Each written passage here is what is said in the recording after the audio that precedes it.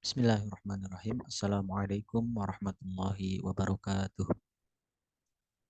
Alhamdulillahirabbil alamin. Assalatu wassalamu ala sayyidina Muhammadin wa ala alihi wa ashabihi ajmain. Alhamdulillah, mari kita lanjutkan pembacaan tafsir Al-Qur'anul Azim dari kitab tafsir Jalalain karya Imam Jalaluddin Al-Mahalli dan Imam Jalaluddin As-Suyuti. Melanjut di Quran surah Al-Masad atau yang lebih terkenal dikatakan Al-Lahab yang berarti gejolak api. A'udzu billahi minasyaitonir rajim. Bismillahirrahmanirrahim. Tabbat yada abi lahabi wa tab ma aghna anhu maluhu wa ma kasab sayasla naran dzata lahab wa imra'atuhu hammalatal hatab fi jidiha hablum min masad. Asbabun nuzul surat Al-Lahab menurut riwayat Imam Bukhari dan lain-lainnya telah mengetengahkan atau menyampaikan sebuah hadis melalui Ibnu Abbas radhiyallahu anhuma yang telah menceritakan bahwa pada suatu hari Nabi Muhammad Shallallahu alaihi wasallam naik ke atas bukit Sofa lalu beliau berseru, "Hai orang-orang, berkumpullah di pagi hari ini." Lalu orang Quraisy berkumpul mengerumuninya. Nabi Muhammad SAW melanjutkan pembicaraannya. Bagaimana pendapat kalian jika aku beritakan kepada kalian bahwasannya musuh datang menyerang kalian di waktu pagi hari ini, atau akan menyerang kalian di waktu sore nanti? Apakah kalian akan mempercayaiku? Mereka menjawab, tentu saja kami percaya kepadamu. Nabi Muhammad SAW melanjutkan pembicaraannya. Sesungguhnya aku adalah seorang pemberi peringatan kepada kalian di hadapan azab yang keras. Lalu lalu Abu Lahab yang termasuk paman dari beliau menjawab, celakalah kamu ini. Apakah untuk inikah kamu mengumpulkan kami? Maka Allah menurunkan firman-Nya, Quran surah Al-Lahab atau Al-Masad. Imam Ibnu Jarir telah menyampaikan sebuah hadis melalui jalur Israel yang ia terima dari Ishaq. Ishaq menerimanya dari seorang laki-laki dari kalangan Hamdan yang dikenal dengan nama Yazid ibnu Zaid. Disebutkan bahwa istri Abu Lahab pernah melemparkan duri di tengah jalan yang biasa dilewati oleh Nabi Muhammad SAW. Lalu turunlah ayat ini mulai dari firman Tabbat yada abi lahabi wa tab sampai dengan firman wamro'atuhu hammalatal hatab, dan begitu pula istrinya pembawa kayu bakar. Imam Ibnul Munzir telah menyampaikan hadis yang serupa hanya dengan yang dikenakannya itu melalui Ikrimah. Mari kita baca tafsir dari surat Al-Masad atau Al-Lahab. Surat ini termasuk dalam surat yang berkategori Makkiyah, ya, yang berisi 5 ayat, turun sesudah surat Al-Fath. Bismillahirrahmanirrahim.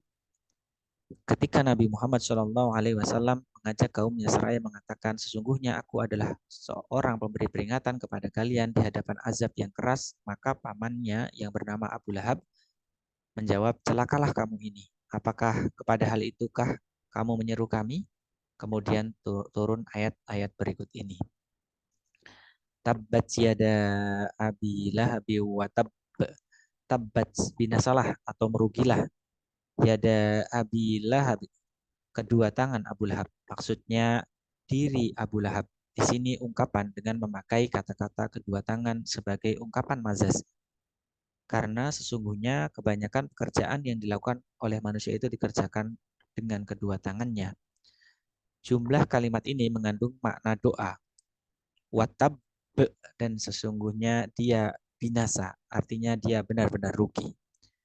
Jumlah ayat ini adalah kalimah berita, perihalnya sama dengan perkataan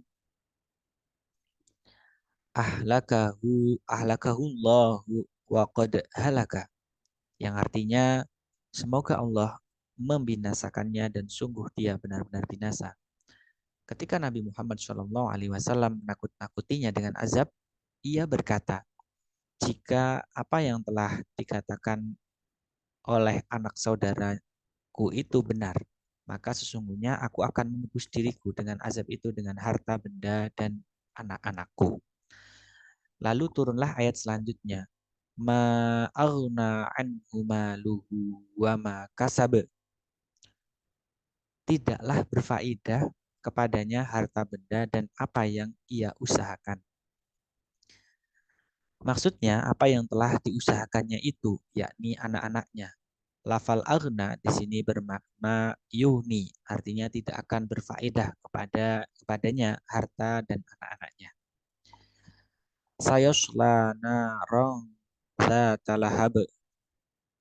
Kelak dia akan masuk ke dalam api yang bergejolak, yang besar nyalanya.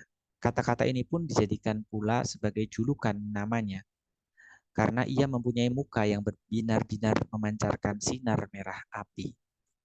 Wamro'atuhu hammalatal hatab. Dan begitu pula istrinya, wamro'atuhu. Lafal ini diatofkan kepada domir yang terkandung di dalam lafad yasla. Hal ini diperbolehkan karena di antara keduanya terdapat pemisah, yaitu maf'ul dan sifatnya. Yang dimaksud adalah Ummu Jamil atau istri dari Abu Lahab. Hamalata atau pembawa dapat dibaca hamalatun dan hammalatun. Al-hatabi, kayu bakar, yaitu duri dan kayu sa'adan yang banyak durinya.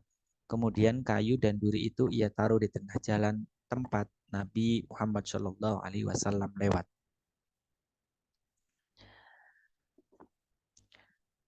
Fi jidiha hablum mim masad.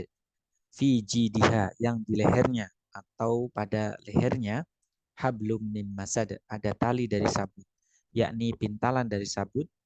Jumlah ayat ini berkedudukan menjadi hal atau kata keterangan dari lafaz hammalatal hatab, yang merupakan sifat dari istri Abu Lahab, atau kalimat ayat ini dianggap sebagai khobar dari mubtada yang tidak disebutkan. Kurang lebihnya mohon maaf. Kita akhiri. Subhanakallahumma wa bihamdika asyhadu an la ilaha illa anta astaghfiruka wa atubu ilaik. Wallahul muwafiq ila aqwamit thoriq. Wassalamualaikum warahmatullahi wabarakatuh.